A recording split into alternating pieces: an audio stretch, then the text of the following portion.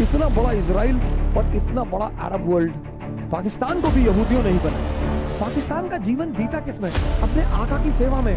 बड़ी जबरदस्त कम्युनिटी है ज्यूज। आज दुनिया की सबसे ताकतवर कौम आपके सामने घटना घट रही है। आपको इनसे सीखने का मन नहीं करता? तुम्हारे घर में घुसकर तुम्हारा बेड़ा उड़ा देते हैं। फिर मुस्लिम वोट बैंक में टूट जाएगा, टूटने दो। वो हिंदू हो, मुसलमान हो, कोई भी हो, गलत है, गलत है। जिसका एनर्जी पर कब्जा वो महाशक्ति। तो कहीं भारत दूसरा यूनाइटेड स्टेट्स ऑफ अमेरिका ना बन जाए। उस आदमी ने पकड़ लिया था उस गेम को, ओसामा बिन लादेन। फालस्तीन को उसने निशाना भी बना लिया था। ये सब ड्रामेबाजियां हैं। कोई बुनियादी दिक्कत है जिस पे लोग जा नहीं रहे कि भैया लड़ाई को फायदा है नहीं, तो एक की लुंगी फटी रहेगी, दूसरे की धोती। और जो भी अपनी कमी से इनकार करता है उसका विकास कभी नहीं होगा। और वैसे भी शासकों के बारे में कहा जाता है कि वो 50 साल 100 साल आगे का कैलकुलेशन लेकर चलते हैं। अब सवाल ये उठा कि इजराइल पैदा क्यों हुआ? कहानी बड़ी पुरानी है। 71 एडी के आसपास जब रोमनों ने भगाना शुरू किया ज्यूज को, बड़ी जबरदस्त कम्युनिटी है ज्यूज। हमारे बड़े सारे मित्र हैं, बड़ी नफरत करते हैं इनसे। मेरा यह मानना है हर वो आदमी जो उपलब्धि की ऊंचाइयों पर बैठा हुआ है, वो कैसा भी है व्यक्तिगत जीवन में, उससे सीखा जा सकता है। सीखने के लिए कोई पैमाना नहीं है सर, सीखने के लिए कोई पैमाना नहीं। मेरे बड़े सारे मित्र हैं, इनसे बड़ी नफरत करते हैं ज्यूज से। पूछते भी हमसे, तुम ज्यूज के साथ हो? मैंने कहा मैं हर उस आदमी के साथ हूं जो उपलब्धि के ऊंचाइयों पर है। आज दुनिया की सबसे ताकतवर कौम आपके सामने घटना घट रही है। इतना बड़ा इजराइल, इतना बड़ा ये बिंदी देख रहे हैं, इतना बड़ा इजराइल और इतना बड़ा अरब वर्ल्ड। सर आपको शायद ही ये बिंदु दिखाई पड़ रहा हो। इतना बड़ा इजराइल और इतना बड़ा अरब वर्ल्ड। दुस्साहस देखिए इनका। आपको ये आकर्षित नहीं करता? आपको इनसे सीखने का मन नहीं करता? गाली देना किसी समस्या का समाधान नहीं है। और जब भी तुम किसी को गाली देते हो तो एक बात तो स्पष्ट हो जाती है कि तुम उससे मुकाबला करने में सक्षम नहीं हो। Whenever you are abusing someone, then it is explicitly clear, that you are not in a situation to compete with that person. पूरी दुनिया की अर्थव्यवस्था यहूदियों के हाथ में है सर। इतना ऑयल रिजर्वायर होते हुए तुम उनके गुलाम हो। 48 में मारा, 56 में मारा, यम किप्पुर के वॉर में मारा, 6 डेज वॉर में मारा। तुम्हारे घर में घुसकर तुम्हारा बेड़ा उड़ा देते हैं, स्विस कैनाल पे कब्जा कर लेते हैं, इजिप्ट की एयरफोर्स पूरी उड़ा देते हैं। तुम्हें यह चीज आश्चर्य नहीं करती? बस गाली ही देते हो।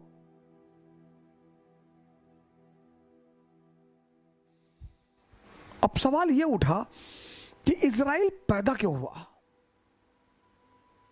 और मैंने आपसे कहा कि दुनिया में 2 देश का निर्माण हुआ यूनाइटेड स्टेट्स ऑफ अमेरिका के दबाव में।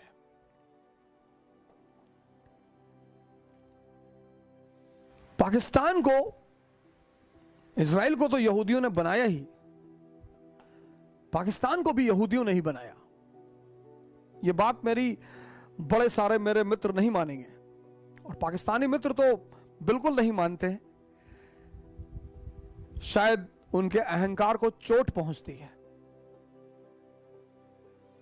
लेकिन वो मेरे एक तर्क का खंडन नहीं कर पाते कि अगर मान लो तुमने ही बनाया, तुम्हारे पास नेचुरल गैस का भंडार था, ईरान से तुम्हारा बॉर्डर मिलता था, एनर्जी की तुम्हारे पास कमी नहीं थी, तुम क्यों भिखमंगे रह गए? तुमको किसने रोका?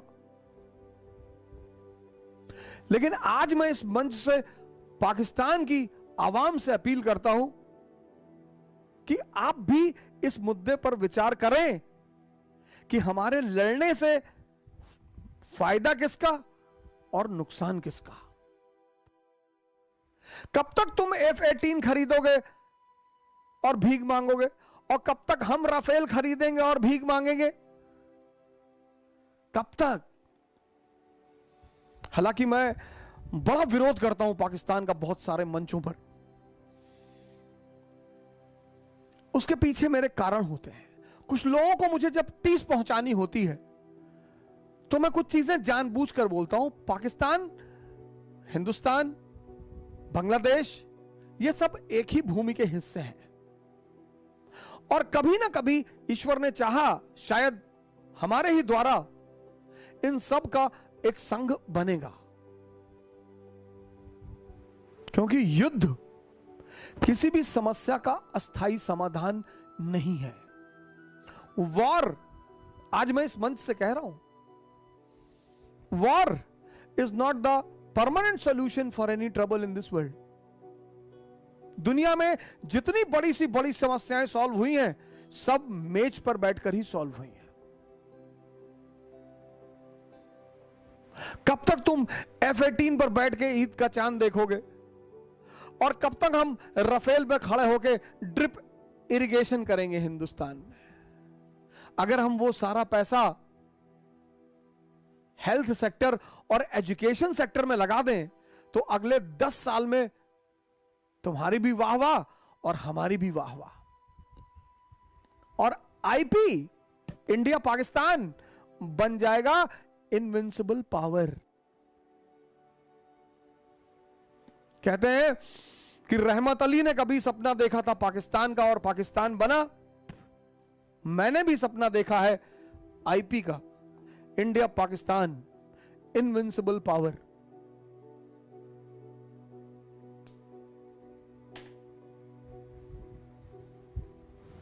नाराज होने की जरूरत नहीं है,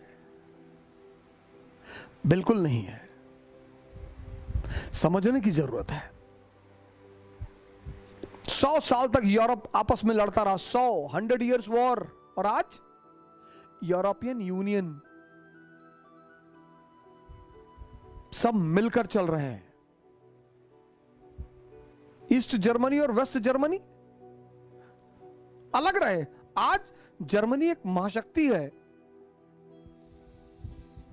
सिर्फ विरोध करने, अब फिर सवाल यह उठा कि आखिर इन दोनों शक्तियों को बनाया किसने? मैंने कहा यूनाइटेड स्टेट्स ऑफ अमेरिका और ज्यूज। पाकिस्तान को तो यहूदियों ने बनवाया। उसमें एक बहुत प्यारा नाम है, आप इस नाम के बारे में खोजिए करिएगा, सैमुअल होर। आप कहोगे पाकिस्तान को बना के यहूदियों को क्या फायदा है? फायदा सर, फायदा मैं बता रहा हूं आपको। फायदा क्या है? 1945 में जब सेकेंड वर्ल्ड वॉर खत्म हुआ तो 2 रेड वॉल बनी, 2 रेड वॉल्स, 2 लाल दीवालें, 2 रेड वॉल्स। पहली रेड वॉल बनी 1945 में। ईस्टर्न यूरोप कम्युनिस्ट हो गया, पूरा ईस्टर्न यूरोप कम्युनिस्ट हो गया। हंगरी से ग्रीस, पूरा ईस्टर्न यूरोप रेड वॉल बन गई। दूसरा रेड वॉल 1917 से बन रही थी। ये सेकंड रेड वॉल, ये पहली red wall, first red wall, ये सेकंड, दूसरी red wall, second red wall, पहली red wall eastern Europe, second red wall far east, ये जापान से इंडोनेशिया, मलेशिया, पूरा फार ईस्ट, प्रशांत महासागर का क्षेत्र पूरा। 1917 में पहला रेड खंभा कौन था? रशिया, रूस। 1949 में नॉर्थ कोरिया, 1949 में चाइना, ये सब साम्यवादी मुल्क होते चले गए। 1960 में वियतनाम साम्यवाद की तरफ बढ़ने लगा, कम्युनिज्म। 1960 में भारत में साम्यवाद की लहर शुरू, इंडिया। इसी बैकग्राउंड में अमेरिका को वियतनाम में उतरना पड़ा कि बचाओ भैया,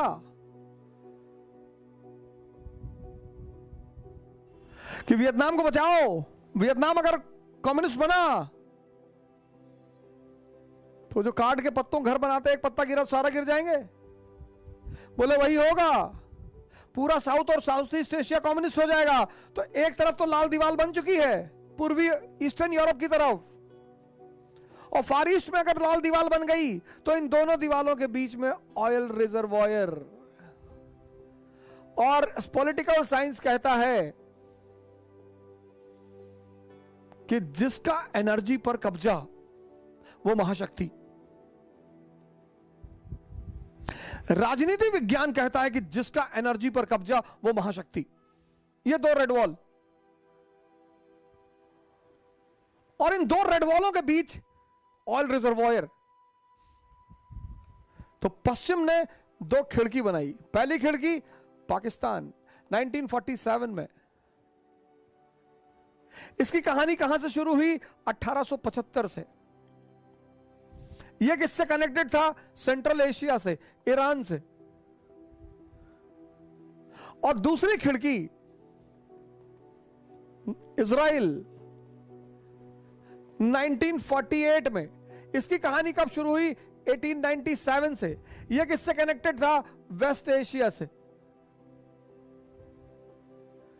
एक तरफ यह खिड़की खुलती थी ईरान में, और दूसरी तरफ यह खिड़की खुलती थी डियागो ग्रासिया, वो पाकिस्तान का जो बंदरगाह है, क्या नाम है उसका? ग्वादर। ग्वादर। और ये ग्वादर बंदरगाह किससे कनेक्टेड था? अमेरिका के बेस, इंडियन ओशन में जो अमेरिका का बेस है, डियागो ग्रासिया। इन केस अगर पूरा एशिया कम्युनिस्ट हो जाएगा तो यह खिड़की खुली रहेगी। इस खिड़की से पाइप डालेंगे ईरान में, वहां से तेल लाएंगे ग्वादर पाकिस्तानी बंदरगाह पे, और वहां से लेकर आएंगे डियागो ग्रासिया। और ये दूसरी खिड़की का एक दरवाजा खुलेगा वेस्ट एशिया में, और दूसरा दरवाजा खुलेगा स्विस कैनाल में।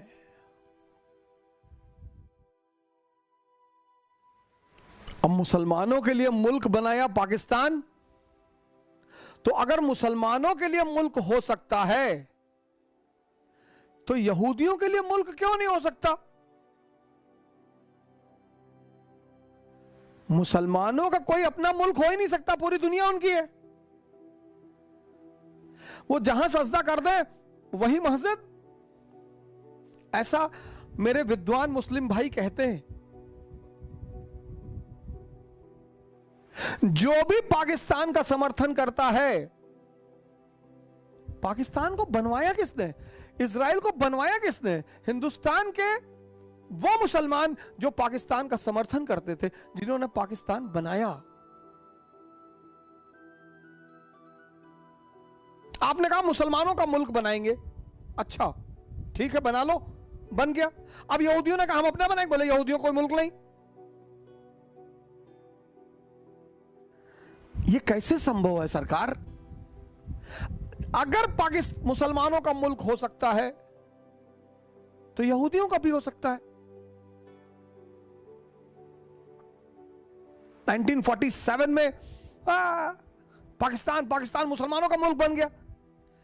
इनको क्या पता था कि वो अपनी तैयारी कर रहे हैं पीछे पीछे।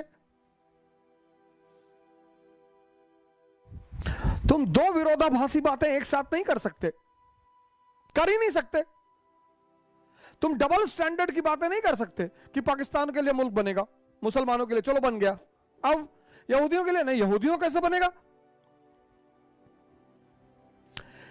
If there can be a nation for Muslims, there can also be a nation for Jews.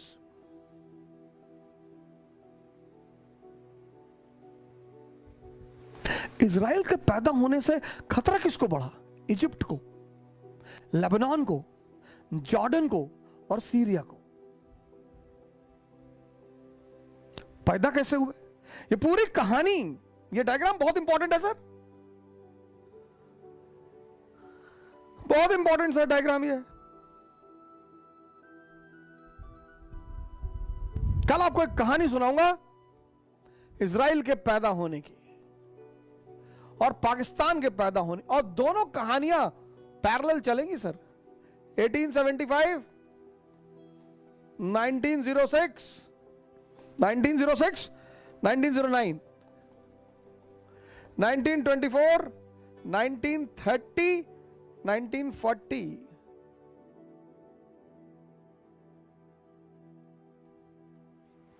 1897, 1916, 17, 1936, 37, 1947, 48। साथ में चल रही सर कहानी, साथ में। कल दोनों कहानी का संबंध बताऊंगा आपको, दोनों कहानी के बीच एक गहरा रिलेशन, एक गहरी साजिश। लेकिन कोई बात नहीं सर, किसी ने मिटाया तो कोई बनाएगा भी तो, और कभी कभी लोग बनाते हैं, कोई मिटा देता है। ये तो खेल है सर। अकबर ने बनाया, औरंगजेब को समझ में नहीं आया, सारे खंबे हिला दिए।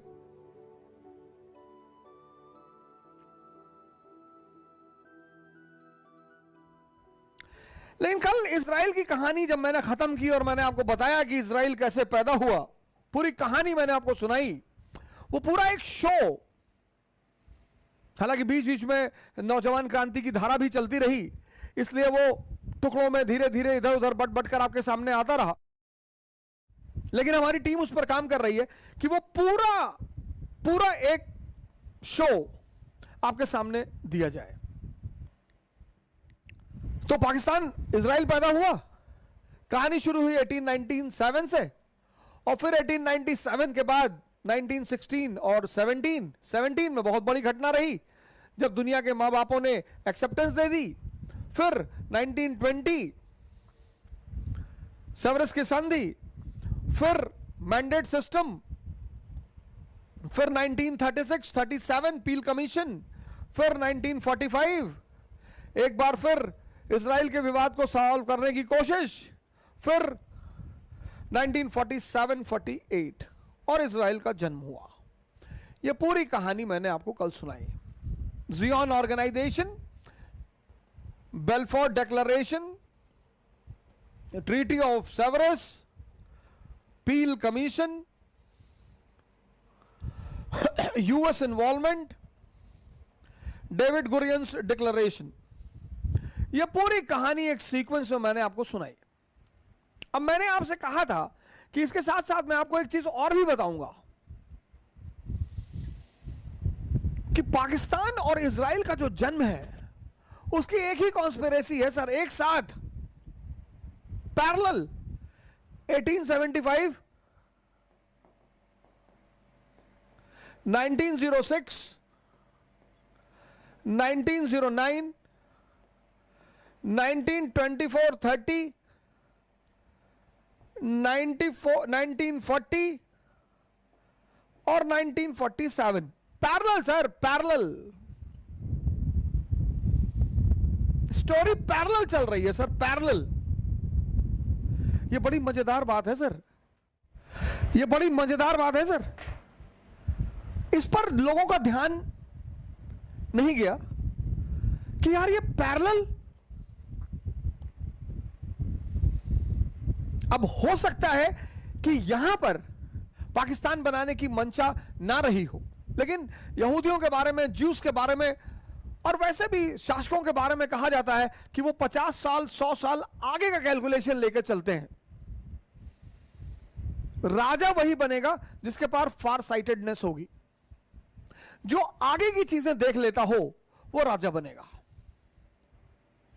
जिसकी त्रिनेत्र खुली है वो राजा बनेगा, जिसको चीजें कनेक्ट होती हैं वो राजा बनेगा, जिसको समझ में आती है वो राजा बनेगा। ये बड़ी अजीब सी बात है सर, पैरेलल कहानी चल रही है। कैसे? अब 1800, इसकी भी एक बार कहानी सुना देता हूं। ये दोनों डायग्राम अपने पास रखिएगा आप, मैं दोनों को हालांकि एक साथ कंबाइन करके आपको फाइनली दे दूंगा। लेकिन पाकिस्तान कैसे बना और क्यों बना, ये देखिए। 1857 का विद्रोह हुआ और 1857 के विद्रोह में अंग्रेजों के लिए जो सबसे बड़ा झटका था वो था हिंदू मुस्लिम यूनिटी। जिसका भी शोषण करना है, चाहे परिवार में, चाहे समाज में, चाहे राष्ट्र में, चाहे मुल्क में, जिसका भी शोषण करना है उसको एक मत होने दो। यह राजनीति विज्ञान का एक बहुत बड़ा सिद्धांत है। यह राजनीति विज्ञान का एक बहुत बड़ा सिद्धांत है, डिवाइड एंड रूल। दुनिया का सबसे बड़ा नियम है डिवाइड एंड रूल। जिसका भी शोषण करना है उसे बांट दो, उसे तोड़ दो। और 1857 के दौर में हिंदू मुस्लिम एकता अंग्रेजों के लिए बहुत बड़ा झटका बनी। तो फिर अंग्रेजों ने सोचा कि भाई अगर ये एकता बनी रह गई तो हम तो गए। अब सत्ता बदली, कंपनी से क्राउन के पास सत्ता आ गई। जो मॉडर्न युग का पीरियड है, मॉडर्न हिस्ट्री है, वो दो पार्ट में है। एक 1757 से 1857 और दूसरा 1857 से 1947। यह कंपनी का काल है, ईस्ट इंडिया कंपनी। यह क्राउन का काल है, ब्रिटिश क्राउन। यहां विद्रोह हो गया और फिर विद्रोह होने के बाद सत्ता क्राउन के हाथ में आ गई। लेकिन सत्ता क्राउन के हाथ में आई, लेकिन दमन और शोषण का अंत नहीं हुआ। Suppression and exploitation did not come to an end. तो अब जब दमन और शोषण का अंत नहीं हुआ तो ब्रिटिश हुकूमत को यह बात एकदम स्पष्ट थी कि अगर हमने इन दोनों की एकता बरकरार रखी तो हम लंबे समय तक शासन नहीं कर पाएंगे। तो इन्होंने एक फॉर्मूला लगाया, बड़ा प्यारा फॉर्मूला है, ध्यान दीजिएगा। Fear and appeasement.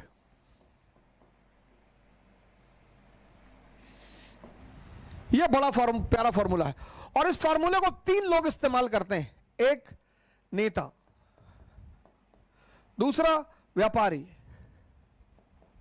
और तीसरा पुरोहित, प्रीस्ट। बड़ा प्यारा फॉर्मूला है। फियर एंड अपीजमेंट, भय और प्रलोभन। करते तो कहीं ना कहीं सभी हैं, मां बाप भी करते हैं। मां बाप भी करते हैं कि आईटी में हो जाएगा तुम्हारा सिलेक्शन तो बाइक दिला देंगे, और नहीं तो गांव पे रखेंगे, गन्ना छिलवाएंगे तुमसे। वो भी भय और प्रलोभन है, क्योंकि फॉर्मूला बड़ा प्यारा है। नेता करते हैं इसका उपयोग। जागो, ब्राह्मण फिर सत्ता में आ जाएगा, फिर शोषण करेगा तुम्हारा। ब्राह्मण अपने वर्ग से कहेगा, दलित अपने वर्ग से कहेगा। व्यापारी भी करता है इस फॉर्मूले का इस्तेमाल। एक बड़ा सा नारियल रख देगा, उस पर एक हथौड़ा मारेगा खींच के, नारियल के टुकड़े टुकड़े उड़ जाएंगे। फिर वो कहेगा मर्जी है आपकी, आखिर सर है आपका, स्टड हेलमेट। और पुरोहित करता है इस फॉर्मूले का इस्तेमाल। भय किसका दिखाता है? नरक का। प्रलोभन किसका दिखाता है? स्वर्ग का। सारे धर्म, सारे। तो अंग्रेजों ने इस फॉर्मूले का इस्तेमाल किया। अब इस फॉर्मूले का इस्तेमाल उस कौम के प्रति ज्यादा हो सकता है जो पहले से कमजोर हो। और 1870 में एक किताब आई हिंदुस्तान में, द इंडियन मुसलमान। बड़ी इंपॉर्टेंट किताब, द इंडियन मुसलमान। और इस किताब जो है, इस किताब ने कहा कि 80% मुसलमान इस देश में पिछड़े हुए हैं, गरीब हैं। 80%?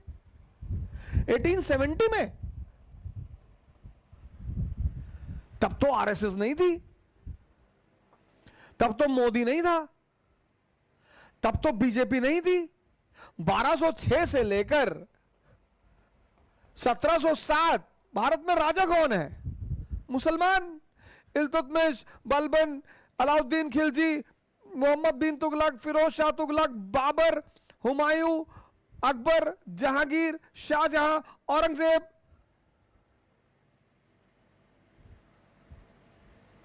तो ये कैसे हो गया? मैंने बड़े सारे मुस्लिम इंटेलेक्चुअलों से सवाल किया, मौलानाओं से कहा, मैंने कहा चाचा ये कैसे हो गया? नहीं नहीं, वो जो है वो कुछ दूसरा मसला है, वो आप नहीं जान पाए। नहीं नहीं, कैसे हो गया? तब तो ये लोग थे नहीं, ये कैसे हो गया? इसका मतलब कोई बुनियादी दिक्कत है जिस पे लोग जा नहीं रहे हैं। यह मकसद है मेरा आपको इस कहानी सुनाने का। यहां पे तो सर मुसलमान शासक हैं, फिर 80% गरीब, पिछड़े, क्यों? कोई तो बुनियादी वजह होगी सर। दूसरों को दोष देना, कोई भी, चाहे हिंदू समाज मुसलमानों को दोष दे और चाहे मुसलमान समाज हिंदुओं को दोष दे, जब भी तुम दूसरों को दोष देते हो तुम अपनी कमी से इनकार करते हो, और जो भी अपनी कमी से इनकार करता है उसका विकास कभी नहीं होगा। ये जो बताते हैं कि हिंदुस्तान की सरकार ने मुसलमानों के लिए कुछ नहीं किया, अच्छा, अपने शहर में पता करो, माइनॉरिटी डेवलपमेंट ऑफिसर, उसके पास नीतियां पता करो, कितना पैसा सरकार देती। आज से नहीं सर, पिछले न जाने कितने सालों से। तो ये फॉर्मूला, अब ये किताब आई, जब किताब आई तो बड़े आलिम आदमी थे सर सैयद अहमद साहब, जज थे, ईरानियन थे, ईरानियन, बाय डिसेंट ईरानियन थे, परिवार उनका ईरान से था, और ईरान के लोग तो खैर पढ़ने लिखने का बड़ा शौक है, ईरान की कल्चर ही अलग है, पढ़ाई लिखाई तो शिराज तो बहुत बड़ा केंद्र पढ़ाई का। तो सर सैयद अहमद साहब ने कहा कि नहीं नहीं नहीं, नहीं, हम अपने कौम के लोगों के लिए काम करेंगे। बहुत अच्छा, बहुत बढ़िया, इससे अच्छी बात क्या हो सकती है कि आप अपने कौम के लोगों के लिए काम करेंगे, बहुत बढ़िया। और तब उन्होंने एंग्लो मोहम्मडन ओरिएंटल कॉलेज की स्थापना की, बहुत बढ़िया। लेकिन पता करिएगा सर, उसका जो पहला प्रिंसिपल था थियोडर बेक, वो जीव था सर, थियोडर बेक, उसका जो पहला प्रिंसिपल था, पहला, Theodore bake.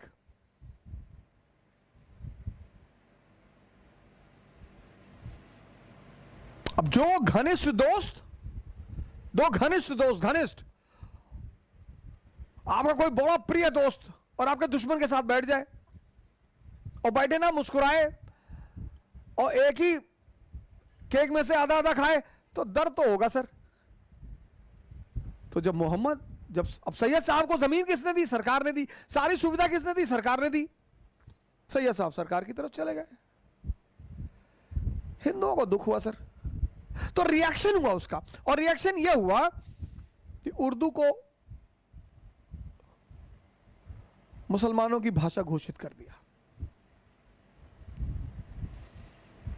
Anti cow slaughter movement शुरू कर दिया कि गाय नहीं कटने देंगे।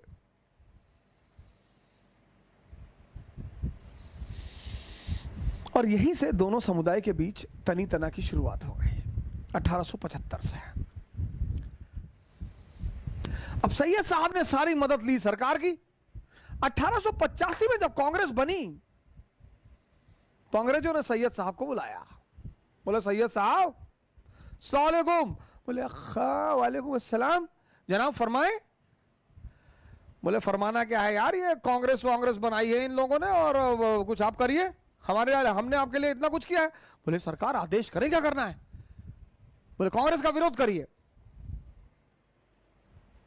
1885 कांग्रेस बनी, आईएनसी, और 1887 United Patriotic Association, United Patriotic Association, Sir Syed Ahmad Khan and Raja Shiv Prasad, इनका नाम लेना बहुत जरूरी है।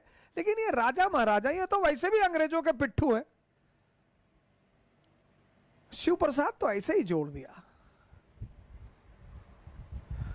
और इस ऑर्गेनाइजेशन का एकमात्र उद्देश्य कांग्रेस और उसकी नीतियों का विरोध करना। और यहीं से भारत में शुरू हुई सांप्रदायिक दंगे। 1890s कानपुर, तो जो खाई बनी थी, जो रिफ्ट हुई थी, उसमें और दरार बढ़ गई। और इसी परिस्थिति में 1905 में कर्जन ने बंगाल का विभाजन कर दिया। इस बंगाल विभाजन के पश्चात मुझे ऐसा लगता है बंगाल विभाजन संप्रदायवाद की ग्राउंड तैयार हो चुकी थी 1887 तक भारत में। और किसने किया? ब्रिटिश हुकूमत ने। क्यों? राष्ट्रवाद को कमजोर करने के लिए। तो संप्रदायवाद अंग्रेजों ने, क्यों? राष्ट्रवाद पर कंट्रोल करना था उन्हें। और 20वीं शताब्दी के शुरुआत तक संप्रदायवाद भारत में मौजूद। कर्जन भारत पहुंचा, दिमागदार आदमी था, उसने बंगाल का विभाजन कर दिया। उसने कहा मैं अपने मुसलमान भाइयों को इन काफिरों से बचाना चाहता हूं। ईसाई जो है मुसलमानों को अपना भाई मानते हैं। गद्दाफी उनका सगा भाई था, खाला का लड़का था। सद्दाम हुसैन फुप्पी के लड़के थे। ये सब भाई मानते। ये सब ड्रामेबाजियां हैं। इस देश में एक बार इतिहास को सबको कायदे से पढ़ा दो।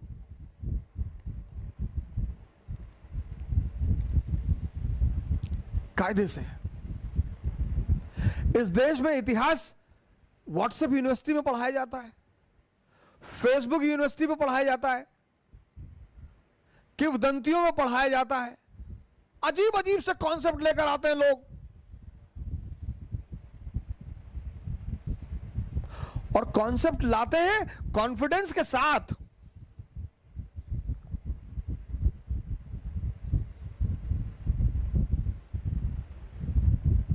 बंगाल विभाजन हो गया। बंगाल विभाजन जब हुआ तो बंगाल विभाजन के साथ एक चीज शुरू हुई, स्वदेशी आंदोलन।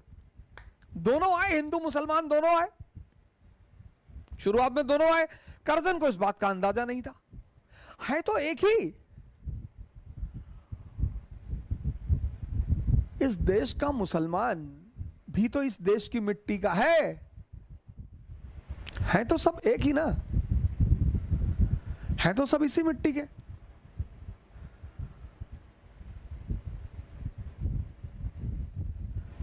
लेकिन कर्जन को यह बात लगी, यार ये तो गड़बड़ हो जाएगा, ये तो साथ में आंदोलन कर रहे हैं। तो फिर कर्जन ने क्या किया? ढाका के नवाब को पकड़ा, सलीमुल्लाह को। सलीमुल्लाह से कहा रहना चाहते हो कि जाना चाहते हो? बोले सरकार रहना चाहते हैं। बोला रहना चाहते हो तो रोको मुसलमानों को स्वदेशी आंदोलन में जाने से। बोले सर कल रोक देंगे। बोले कल मत रोको, आराम से रोको। सलीमुल्लाह ने मौलाना को बुला लिया।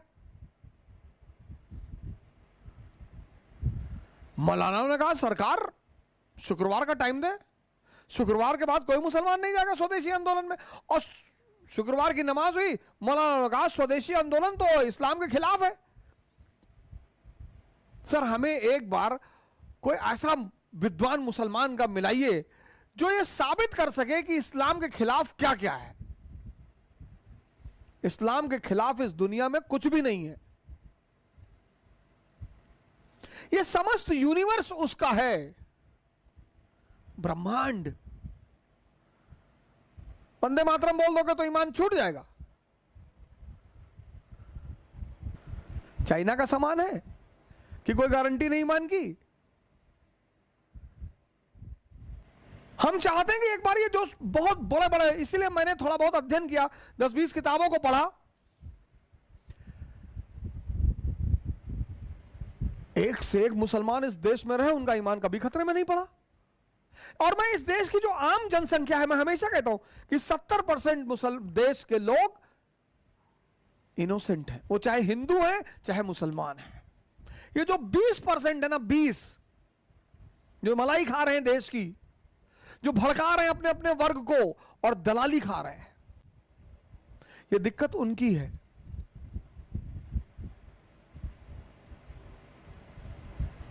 और जाके मौलाना ने कह दिया कि स्वदेशी आंदोलन इस्लाम के खिलाफ है। बोले कैसे? बोले गंगा में तुम डिप लगा रहे हो। गंगा उसने नहीं बनाई, तुम रक्षाबंधन मान रहे हो तो तुम रंग लगा रहे हो दूसरे के चेहरे पे, खत्म। और मुसलमानों ने स्वदेशी आंदोलन छोड़ना शुरू कर दिया। वहीं पे हिंदू मुसलमान दंगा हो गया। जैसे दंगा हुआ वैसे आगा खान, ये इन लोगों को मालिक कभी माफ नहीं करेगा।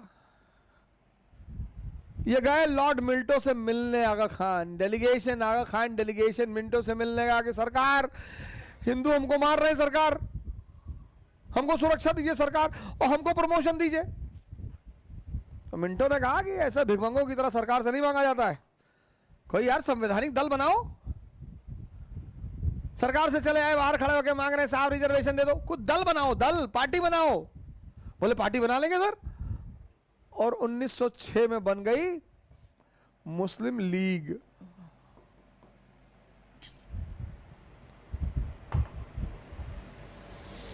ये मुसलमान सामंतों ने बनाई।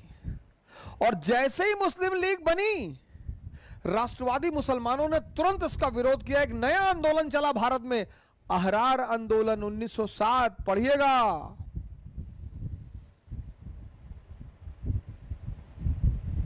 पूरा संप्रदायवाद का जो लेक्चर है 6 घंटे का है, वो टुकड़ों में मैं यूट्यूब पे डलवा दूंगा, पढ़िए आप।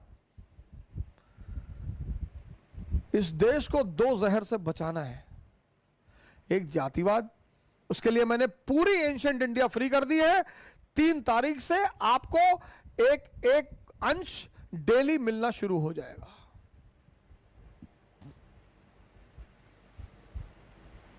ये 2 सबसे बड़े जहर हैं, बाकी तो हम सब निपट लेंगे।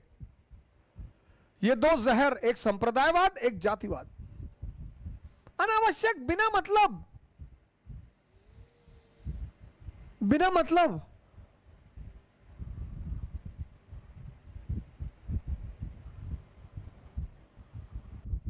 और फिर अमृतसर अधिवेशन में मुस्लिम लीग ने कहा कि हमको पृथक निर्वाचक मंडल चाहिए, सेपरेट इलेक्टोरेट।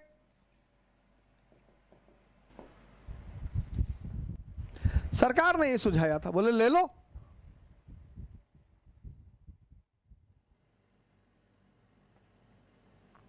खैर, मैं आपको कहानी सुना रहा था पाकिस्तान के जन्म की। और कहानी यह थी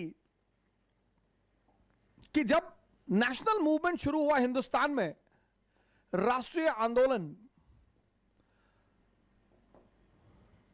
तो अंग्रेजों को इस राष्ट्रीय आंदोलन को कंट्रोल करना था, नियंत्रित करना था। तो इसको नियंत्रित करने का जो सबसे अच्छा अस्त्र उनके पास था वो था कम्युनलिज्म।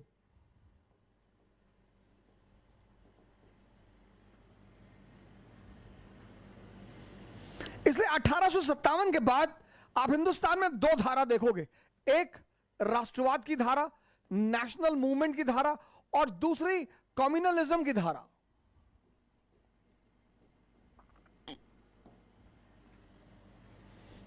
साथ साथ पैरेलल चलेगी sir.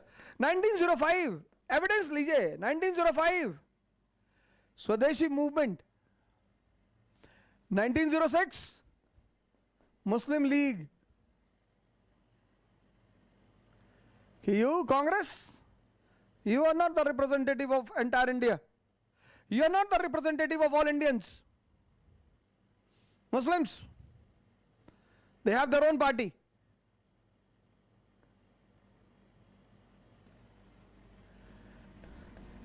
(1920) non-cooperation movement. 1920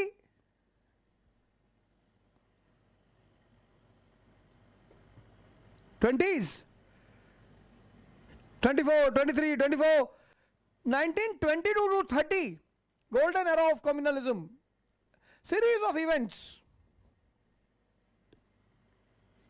Shuddhi movement, Tabligh, Tanzeem. 1930, civil disobedience, 1930 Allama Iqbal Allahabad session demands autonomy for Muslim dominated states. Parallel, sir, parallel.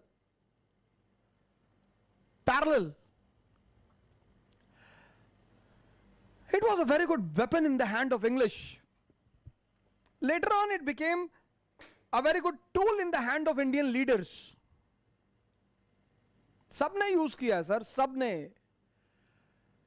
आज की दिन इस देश का कोई भी नेता यह नहीं कह सकता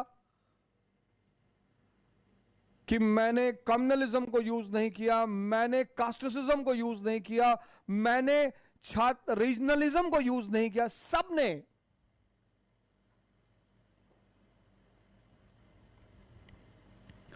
और जिसने नहीं किया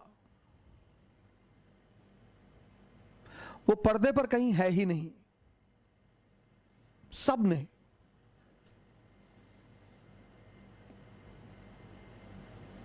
सारी पार्टियों ने। किसी एक पार्टी को दोष देने का मतलब आप सिर्फ और सिर्फ एक पर्टिकुलर विचारधारा के साथ जाकर खड़े हो जाते हैं। सबने। खैर, बात हमारी चल रही थी इजराइल और पाकिस्तान की। तो पाकिस्तान की कहानी मैंने आपसे बताया 1875 में शुरू हुई एंग्लो मोहम्मडन ओरिएंटल कॉलेज की स्थापना के साथ। फिर यह कहानी आगे बढ़ी 1906 में जब मुस्लिम लीग बनी। फिर यह कहानी और आगे बढ़ी जब 1909 का एक्ट आया और उसने सेपरेट इलेक्टोरेट दे दिया। ये जो सेपरेट इलेक्टोरेट है इसको मिंटो ने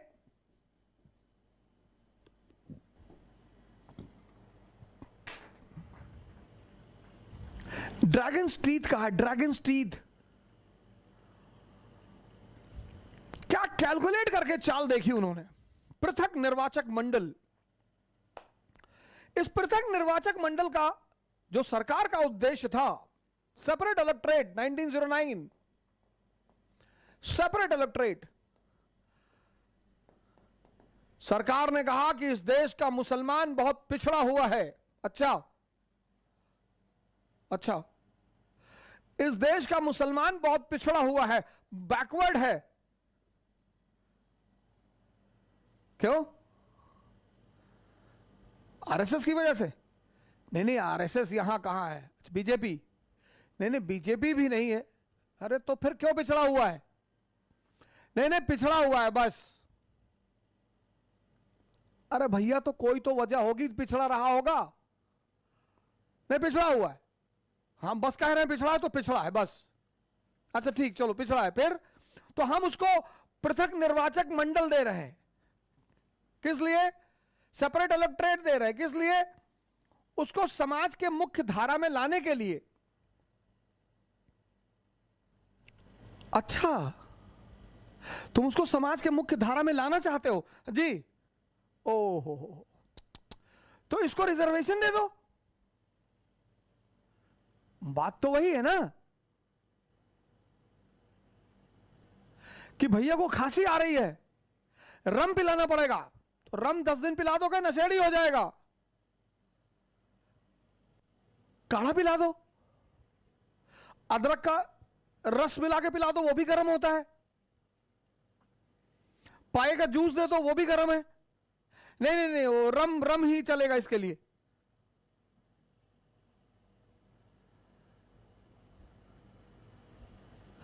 रिजर्वेशन और पृथक निर्वाचक मंडल। रिजर्वेशन और सेपरेट इलेक्टोरेट। अब रिजर्वेशन में हिंदू, मुसलमान, सिख, क्रिश्चियन, हिंदू, मुसलमान, सिख, क्रिश्चियन। अब गोंडा एक जगह है,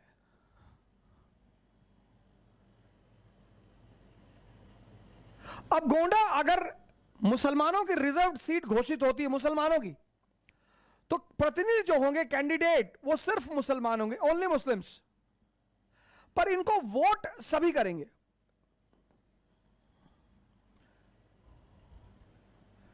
कैंडिडेट ओनली मुस्लिम्स, पर इनको वोट सभी देंगे रिजर्वेशन में।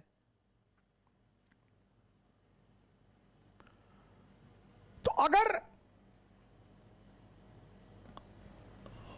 फरहान भाई, हमारे सीनियर हैं गोंडा के फरहान भाई,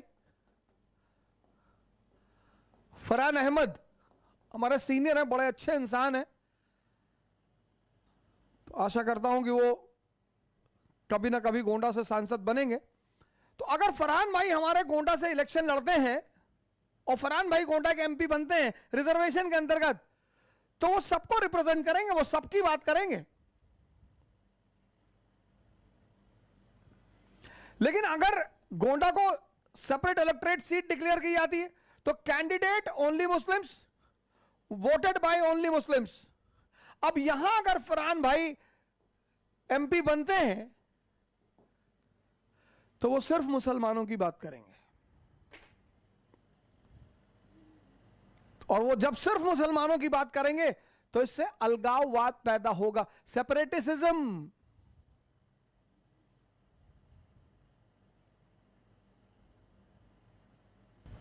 यही वो चाहते थे,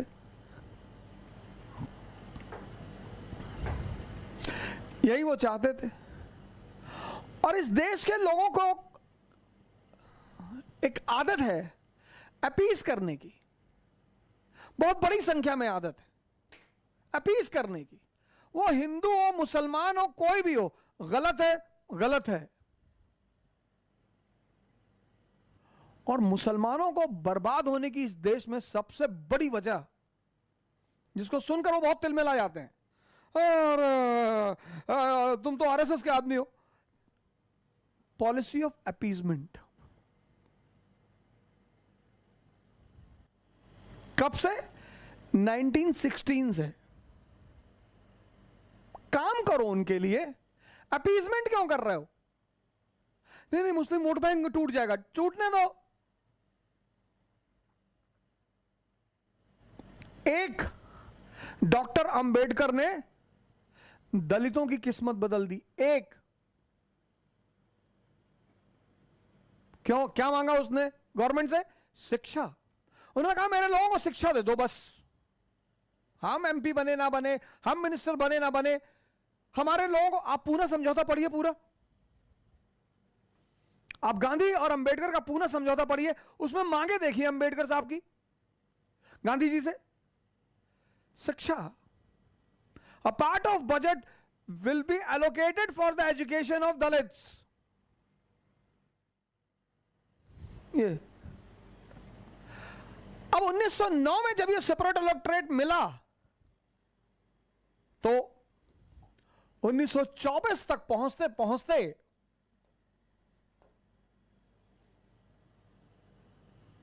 कितने साल? 13 साल। 13 साल में हिंदू और मुसलमान के बीच एक अलगाववादी भावना पनपने लगी। और उसका सबसे बड़ा एविडेंस था रहमत अली, ऑक्सफोर्ड ग्रेजुएट, जिसने इस टर्म को कॉइन किया, Pakistan a separate land for Muslims. और जब इसने कॉइन किया तो लोगों ने इसका मजाक उड़ाया कि बच्चा है, कुछ ज्यादा ही सोच रहा है, पर सही सोच रहा था।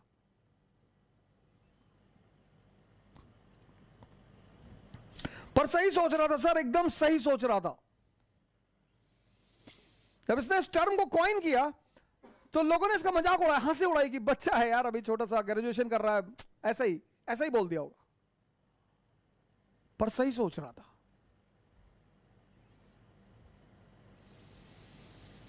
$1919 का एक्ट आया, इलेक्शन होए, इलेक्शन का पीरियड 1922। उसी वक्त आप देखोगे शुद्धि आंदोलन, जमात, सब एक्टिव हो गए, डिप्रेस क्लास एसोसिएशन। और 1930 में जब इलाहाबाद सेशन हुआ मुस्लिम लीग का, तो यहीं पर अल्लामा इकबाल साहब ने कहा, autonomy for Muslim dominated provinces. हम हिंदुओं के साथ नहीं रह सकते। 500 साल रहे नहीं, 500 साल रहे नहीं, 1206 से 1707 रहे ना। राणा प्रताप की आर्टिलरी कौन संभाल रहा है? हाकिम खान सूर। तीसरे पानीपत के युद्ध में मराठों की आर्टिलरी कौन संभाल रहा है? इब्राहिम गर्दी।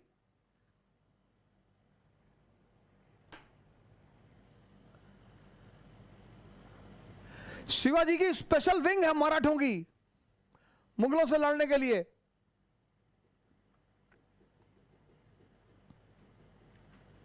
तब तो रहे।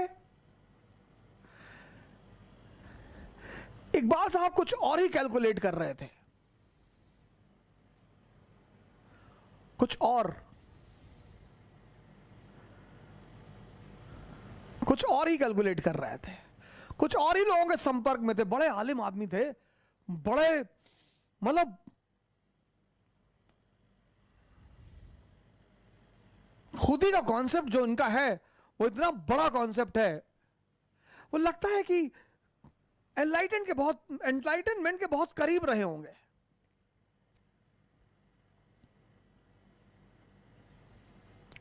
कम से कम करीब ना भी रहे हो तो विद्वान तो थे, इसमें कोई दो राय नहीं है। खैर 1930 बात आई गई हो गई, सिविल डिसोबीडियंस मूवमेंट की शुरुआत हुई, राउंड टेबल कॉन्फ्रेंसेस हुई। 1939 में जब सेकेंड वर्ल्ड वॉर शुरू हुआ और जर्मनी ने पोलैंड पर हमला किया और ब्रिटेन ने जर्मनी के खिलाफ हमला किया और ब्रिटेन ने कहा कि भारत हमारे साथ है और पोलैंड को आजाद कराने के लिए प्रतिज्ञाबद्ध है। Britain is on our side and is committed to fight for the independence of Poland. बिना भारत के नेताओं से पूछ तो लो भैया। गांधी ने कहा मजाक कर रहे हो? बोले बिल्कुल मजाक नहीं कर रहे। बोले मजाक कर रहे हो? एक गुलाम देश दूसरे गुलाम की आजादी के लिए कैसे लड़ सकता है? और अगर तुम आजादी को इतना प्रेफरेंस देते हो तो हमें भी आजाद कर दो। तो इनको लगा कि अब राष्ट्रवाद की धारा फिर से मजबूत होगी, इसको काउंटर करो। तो 1940 में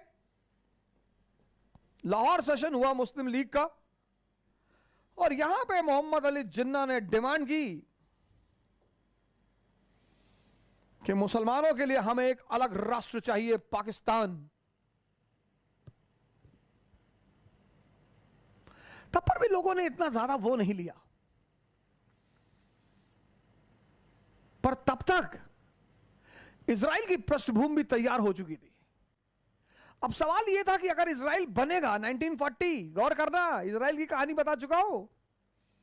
1940 में यह भी क्लियर हो चुका था कि इजराइल बनेगा, क्योंकि अब यूनाइटेड स्टेट्स ऑफ अमेरिका को ईस्टर्न क्वेश्चन में आना ही था। 1941 Pearl Harbor, America second world war में एंटर कर चुका था। 1926 डाउस प्लान, अमेरिका पूरी पैसा बांटना शुरू कर चुका था, अमेरिका महाजन बन चुका था और उसे भी ईस्टर्न यूरोप में बैठना था। 1926 से अमेरिका बनने लगा महाजन, पैसा बांटने लगा। 1926 अगर आपसे कोई पूछे कि अमेरिका ने द्वितीय विश्व युद्ध में क्यों भागीदारी की, महाजन, उससे पहले वो प्रथम विश्व युद्ध में वो है, तटस्थ है। 1926 में डाउस प्लान, अमेरिका महाजन बनने लगा। डाउस प्लान के अंतर्गत किसको पैसा दिया? जर्मनी को। जितने भी देश परेशान थे प्रथम विश्व युद्ध के बाद, सबको पैसा बांटना शुरू किया। 1926 के बाद ब्रिटेन ऑफिशियली महाजन होना शुरू हो गया, पैसा बांटने लगा। Sorry, United states of America. 1945 में ट्रूमैन प्लान, ग्रीस को पैसा दिया, टर्की को पैसा दिया और 1947 में अमेरिका ऑफिशियली पूरी दुनिया में है। किसको पैसा चाहिए भैया? और दे दो पैसा। जब अमेरिका ने महाजनी शुरू की तो रूस ने भी शुरू की, मोलोटोवा प्लान। 1945 के बाद अमेरिका के पास इकोनॉमी है, एम्पायर नहीं है, और इकोनॉमी बिना एम्पायर के सर्वाइव ही नहीं कर सकती। E is equal to E, economy is equal to empire. Economy बिना एम्पायर के सर्वाइव नहीं कर सकती। डायरेक्टली अमेरिका दुनिया पे कब्जा नहीं कर सकता। अभी अभी एशिया और साउथ अमेरिका और अफ्रीका के मुल्क आजाद हुए थे, और अमेरिका ही ने नारा दिया था, Atlantic charter, every country has a right of self determination.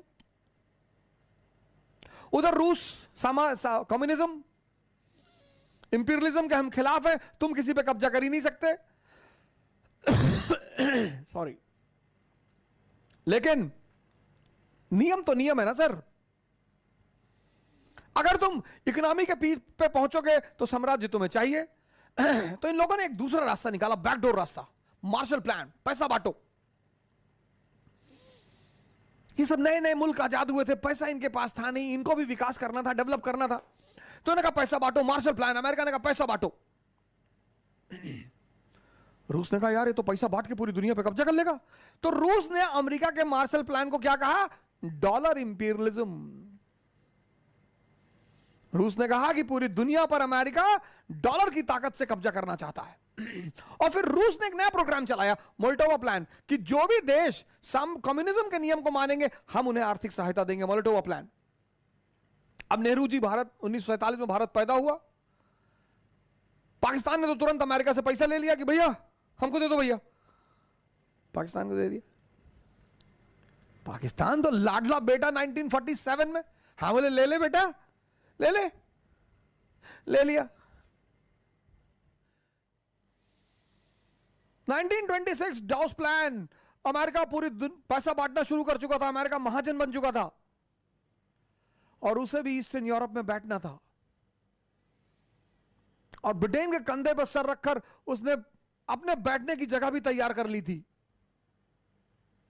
Palestine को उसने निशाना भी बना लिया था। उसे पता था कि अगर इजराइल बनेगा तो सारे मुस्लिम एक हो जाएंगे।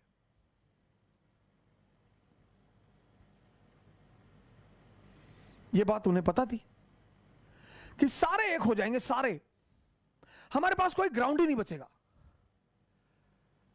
हालांकि वो अपना और भी गेम खेल रहे थे, अरब वर्ल्ड को डिवाइड कर चुके थे, मुस्लिम वर्ल्ड को पूरा डिवाइड कर चुके थे। इनके पास तेल था, इन्हें वो तेल निकाल लेना था, इनका भी निकाल लेना था, जमीन का भी निकाल लेना था, इनको पैसा देना था, पैसा वापस लेना था। सर अगर आप मिडिल ईस्ट की हिस्ट्री पढ़ो ना, पिछले 70 साल की, आपको इतनी हंसी आएगी सर, आप हंसेंगे कि ये मिडिल ईस्ट, यहां पे कोई एक आदमी अच्छा सोचता था सर, उसको मार डाला इन लोगों ने, ढूंढ के मारा उसे। उस आदमी ने पकड़ लिया था उस गेम को, ओसामा बिन लादेन। उस आदमी ने वो गेम पकड़ लिया था कि इन्होंने हमें अपने संरक्षण में लिया, हमें डिवाइड किया, एक दूसरे से लड़ाया, और हमें हथियार बेचा, हमें कॉलोनाइज किया, हमें गुलाम बनाया। उसने वो जो हिडन इंपीरियलिज्म का कॉन्सेप्ट है वो पकड़ लिया। सद्दाम हुसैन पकड़ लिया था उसने, इन लोगों ने पकड़ लिया, समझ गए थे ये लोग, ये सब मारे गए सर, ये सब मारे गए। 1940 इजराइल की भी बैकग्राउंड तैयार है सर, तो इन्हें लगा बॉस इंडिया में तो खेल चल ही रहा है, अगर हम मुसलमानों का एक देश बनवा दें तो हमारे पास एक सॉलिड ग्राउंड हो जाएगा इजराइल को बनाने का। यह पहला रीजन था। दूसरा रीजन, यूएसएसआर पावरफुल बनकर उभर रहा था, इनको वेस्ट एशिया में तो अड्डा चाहिए था, सेंट्रल एशिया में भी अड्डा चाहिए था, इनको अड्डे तो चाहिए ही चाहिए थे। इन लगा यार अगर पाकिस्तान बन जाए तो हमारा बहुत बड़ा अड्डा हो जाएगा कम्युनिज्म के खिलाफ सेंट्रल एशिया में। प्रिकॉशन, क्या पता कल ईरान से बाहर निकलना पड़े, और निकलना पड़ा 1979 ईरानियन रेवोल्यूशन। हालांकि ब्रिटेन वहां बैठा हुआ था 1940 में, 55 बगदाद पैक्ट में अमेरिका भी पहुंच गया। लेकिन जो मैच्योर लोग होते हैं ना सर, वो प्रिकॉशन लेके चलते हैं। जैसे चेस के गेम में हम एक प्यादे को आगे बढ़ाते हैं, दूसरे को बैक करते हैं। तो ये वेस्ट के जो कैपिटलिस्ट हैं और स्पेशली ज्यूज हैं, कई सारा मुद्दा पाकिस्तान फुलफिल कर रहा था। पहला मुद्दा कि अगर मुसलमानों का देश बन गया तो हमारे पास एक सॉलिड ग्राउंड हो जाएगा यहूदियों का देश बनाने के लिए, और वहां मुसलमान हमें काउंटर नहीं कर पाएगा, क्योंकि जैसे मुसलमानों का देश बनेगा ये सारी मुस्लिम कंट्रीज सैंक्टिफाई कर देंगी कि very good, well done, well done. और एक बार वेल डन बोल दोगे तो फिर विरोध कैसे करोगे? दूसरा मुद्दा यह था कि एक हमारा अड्डा हो जाएगा सेंट्रल एशिया में यूएसएसआर के खिलाफ, और हुआ ही। यूएसएसआर ने अफगानिस्तान पे कब्जा किया। किसने हटाया अफगानिस्तान से यूएसएसआर को? पाकिस्तान ने। तालिबान बनाई। पाकिस्तान का जीवन बीता किसमें? अपने आका की सेवा में।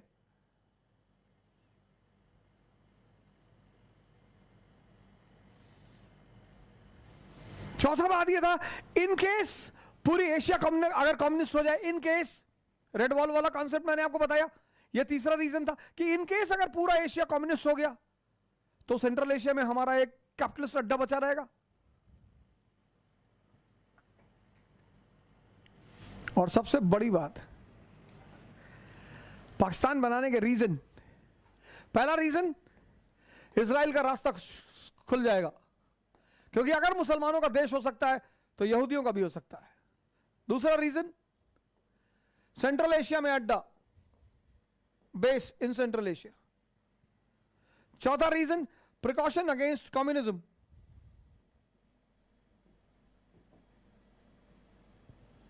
और तीसरा और चौथा रीजन, बड़ा जबरदस्त रीजन सर, बड़ा जबरदस्त, आपने शायद गौर ही नहीं किया होगा, लेकिन बहुत जबरदस्त रीजन,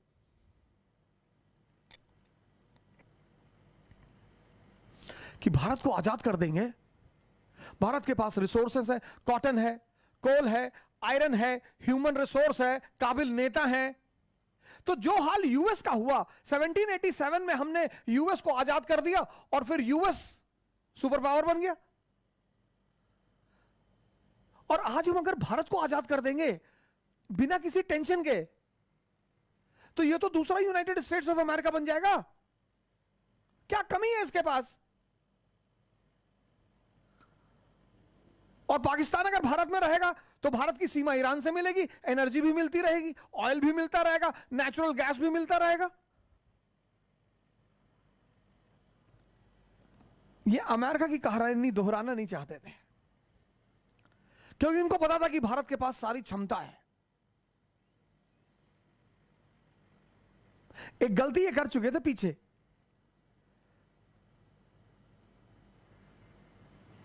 अमेरिका को आजाद कर दिया यूनाइटेड स्टेट्स ऑफ अमेरिका 1787, और 13 कॉलोनियां दुनिया की सुपर पावर बन गई।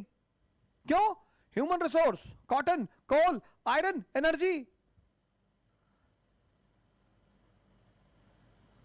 तो कहीं भारत दूसरा यूनाइटेड स्टेट्स ऑफ अमेरिका ना बन जाए।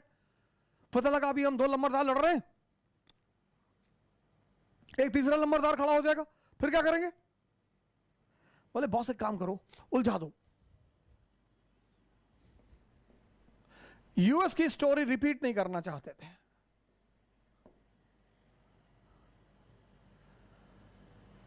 और पांचवी बात, कि जब 2 पड़ोसी हो जाएंगे और 2 पड़ोसियों के बीच में सबसे कीमती चीज कश्मीर,